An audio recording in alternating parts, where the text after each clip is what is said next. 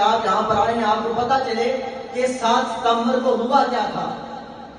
7 ستمبر کو آج کی جو تاریخ ہے یہ اتنی بابرکت، اتنی مقدس تاریخ ہے، اس میں کیا ہوا تھا میں اختصار کے ساتھ وہ خاکہ آپ کے ذہنوں میں بٹھانا چاہتا ہوں۔ تو 5 دسمبر سے بلکہ 5 اگست سے 20 اگست تک اور 20 اگست سے 24 اگست تک اور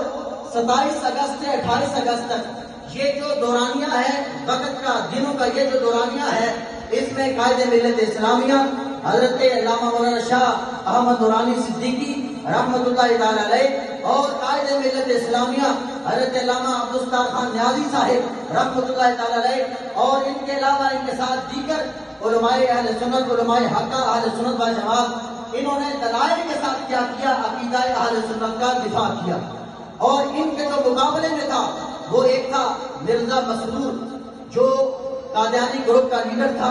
اس کے ساتھ عبد المنان یہ بھی قادیانی تھا، اس کے ساتھ مرزا مسعود بیگ یہ بھی قادیانی تھا۔ ان تینوں کا مقابلہ کیا شاہ احمد نورانی صاحب نے، علامہ عبدالستار خان نیازی صاحب نے، اور ایک زبردست قسم کا مقابلہ کیا۔ مقابلہ کرتے کرتے یہ 13 سے 14 دن بنتے ہیں۔ انہوں نے بڑی دلجمی کے ساتھ، بڑی محبت کے ساتھ، بڑی عشق میں ڈوب کر، نبی پاک صلی اللہ علیہ وسلم کے پیار میں ڈوب کر آقا کریم صلی اللہ علیہ وسلم کی ختم نبوت کا دفاع کیا، حضور پاک صلی اللہ علیہ وسلم کی ختم نبوت کا تحفظ کیا۔ اور جب یہ مقدمہ